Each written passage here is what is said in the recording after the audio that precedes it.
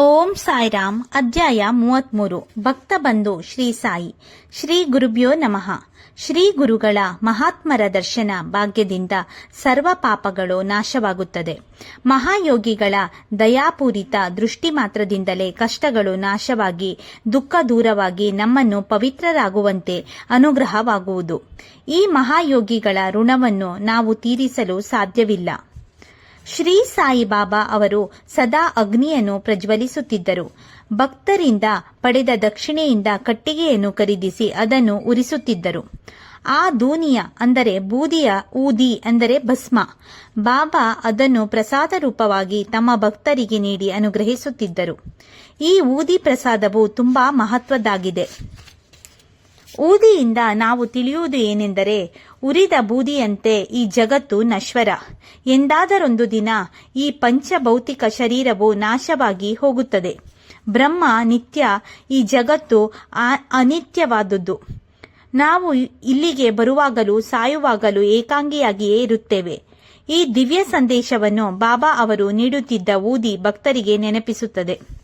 ಹೀಗೆ ಬಾಬಾ ಭಕ್ತರಿಂದ ಸ್ವೀಕರಿಸುತ್ತಿದ್ದ ಕಾಣಿಕೆ ಅಂದರೆ ದಕ್ಷಿಣೆ ವೈರಾಗ್ಯವನ್ನು, ಪ್ರಸಾದ ರೂಪವಾಗಿ ನೀಡುತ್ತಿದ್ದ ಊದಿ ಭಸ್ಮ ವಿವೇಚನೆಯನ್ನು ಉಪದೇಶಿಸುತ್ತದೆ. ಈ ಜಗತ್ತೆಂಬ ಬಂಧನದಿಂದ ಬಿಡುಗಡೆಯಾಗಬೇಕಾದರೆ ಇವೆರಡೂ ಅಗತ್ಯವಾಗಿದೆ. ಇದು ಊದಿಯ ಆಧ್ಯಾತ್ಮಿಕ ಸ್ವರೂಪವಾಗಿದೆ. ಇದಕ್ಕೆ ವ್ಯಾವಹಾರಿಕ ಅರ್ಥವೂ ಇದೆ. ಊದಿಯ ಮಹಿಮೆಯನ್ನು ವರ್ಣಿಸಲು ಶಬ್ದಗಳಿಂದ ಸಾಧ್ಯವಿಲ್ಲ. ರಮತೆ ರಾಮ ಆಯೋಜಿ ಆಯೋಜಿ ಉದಿಯಾಂಕಿ ಗೋನಿಯಾ ಲಾವೋಜಿ ಎಂಬ ಸ್ವಯಂ ಬಾಬಾ ಅವರೇ ಮಧುರ ಕಂಠದಿಂದ ಹಾಡುತ್ತಿದ್ದರು. ಊದಿಯ ಮಹಿಮೆಯ ಪ್ರಭಾವ ಅಷ್ಟಿಷ್ಟಲ್ಲ.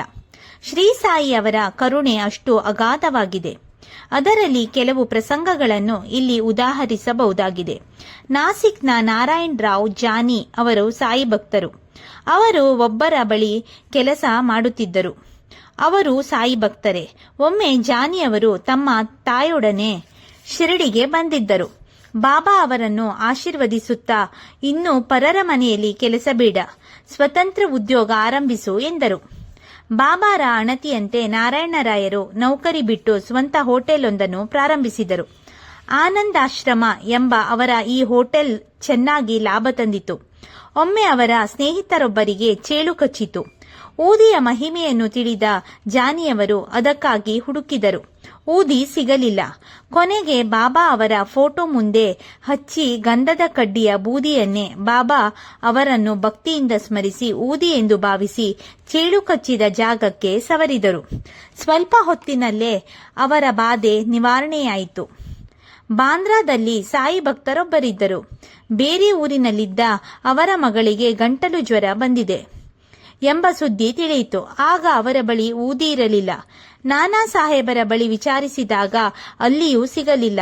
ಆಗ ಅವರು ಸ್ವಲ್ಪ ಮಣ್ಣನ್ನು ತೆಗೆದುಕೊಂಡು ಬಾಬಾರವರನ್ನು ಧ್ಯಾನಿಸಿ ತಮ್ಮ ಪತ್ನಿಯ ಹಣೆಗೆ ಹಚ್ಚಿ ಅದನ್ನೇ ತನ್ನ ಗೆಳತಿಗಿತ್ತರು. ತಮ್ಮ ಮಗಳ ಮನೆಗೆ ಹೋಗಿ ಆಕೆ ಇದನ್ನೇ ನೀಡಲು ಆಕೆಯ ಜ್ವರ ಆಶ್ಚರ್ಯಕರವಾಗಿ ಗುಣವಾಯಿತು. ನಾನಾ ಸಾಹೇಬರು ಶಿರಡಿಯ ಬಳಿ ಚಾಮನೇರದಲ್ಲಿ ರೆವಿನ್ಯೂ ಅಧಿಕಾರಿಯಾಗಿದ್ದರು. ಅವರು ಮಗಳ ಪ್ರಸವ ವೇದನೆಯಿಂದ ನರಳಿ 4-5 ದಿನಗಳಾದರೂ ಹೆರಿಗೆ ಆಗಲಿಲ್ಲ. ಆಗ ಅವರು ಭಕ್ತಿಯಿಂದ ಬಾಬಾ ಅವರನ್ನು ಧ್ಯಾನಿಸಿದರು. ಅದೇ ಸಮಯಕ್ಕೆ ಶಿರಡಿಯ ಬಾಪೋಗಿರಾಬುವ ಎಂಬ ಸಾಧುಗಳು ಅಲ್ಲಿಗೆ ಹೊರಟಿದ್ದರು. ಬಾಬಾ ಅವರು ಅವರನ್ನು ಕರೆದು ದಾರಿಯಲ್ಲಿ ಜಾಮನೇರದಲ್ಲಿಳಿದು ಅಲ್ಲಿ ನಾನಾ ಸಾಹೇಬರಿಗೆ ಊದಿ ಹಾಗೂ ಆರತಿ ಹಾಡನ್ನು ತಲುಪಿಸು ಎಂದು ಸೂಚಿಸಿದರು. ಜಾಮನೇರನನ್ನು ತಲುಪಲು ಸಾಧ್ಯವೋ ಎಂದು ಬಾಪುಗಿರರು ಯೋಚಿಸಿದರು. ಅವರು ಜಲಗಾವಿಗೆ ತಲುಪಿದಾಗ ಮಧ್ಯರಾತ್ರಿಯಾಗಿತ್ತು. ಮುಂದೆ ಹೋಗುವುದು ಹೇಗೆ ಎಂದು ಯೋಚಿಸುತ್ತಿರುವಷ್ಟರಲ್ಲಿ ಒಬ್ಬ ಆಳು ಅವರ ಬಳಿ ಬಂದು ಬಾಪೋಗಿರ ಬುವ ಯಾರು ಎಂದು ಕೇಳಿದಾಗ ಸಾಧುಗಳು ತಾನೇ ಎಂದು ಹೇಳಿದರು. ಆಗ ಅವನು ನಾನಾ ಸಾಹೇಬರು ಕಳುಹಿಸಿರುವರೆಂದು ಹೇಳಿ ಸುಂದರವಾದ ಕುದುರೆ ಟಾಂಗಾದಲ್ಲಿ ಅವರನ್ನು ಕೂರಿಸಿಕೊಂಡು ಹೊರಟರು. ದಾರಿಯಲ್ಲಿ ತಾನು ತಂದಿದ್ದ ಬುತ್ತಿಯಲ್ಲಿ ಅವರಿಗೆ ಪಾಲು ನೀಡಿದನು.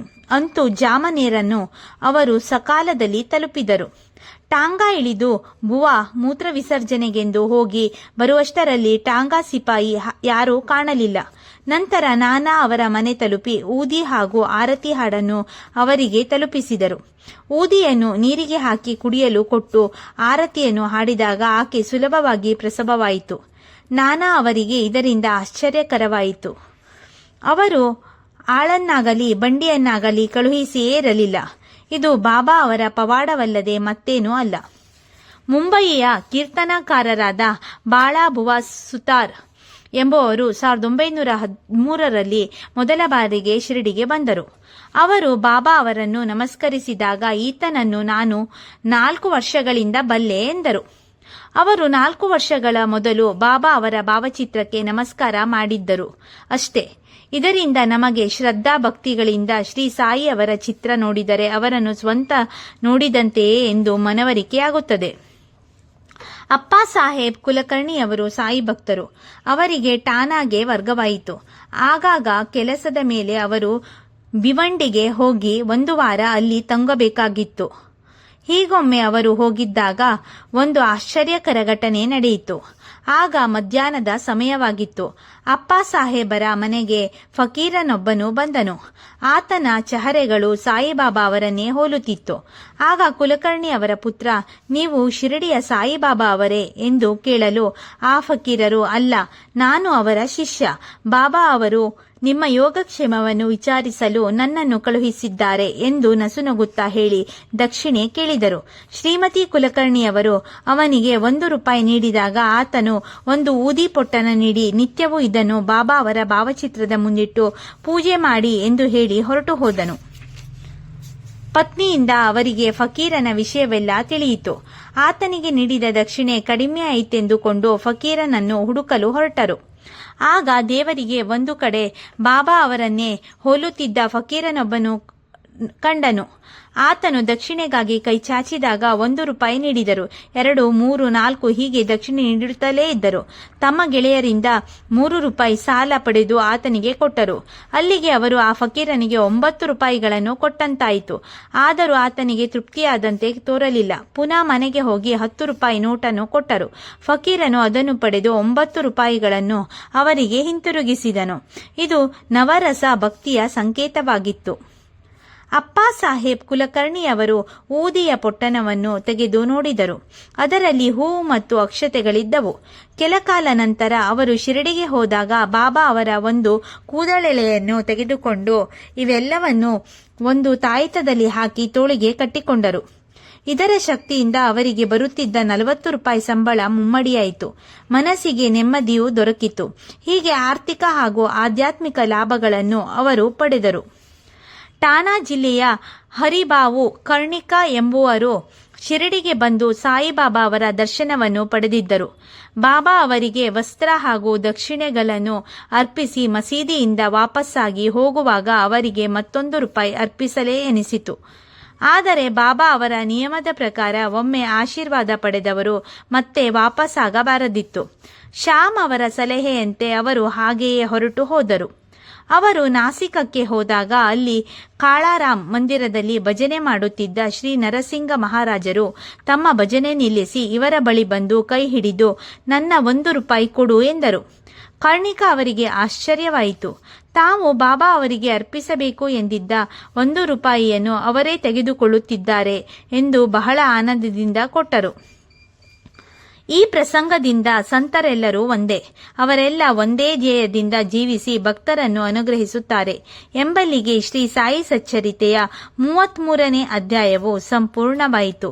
ಓಂ ಶ್ರೀ ಸಾಯಿನಾಥಾಯ ನಮಃ.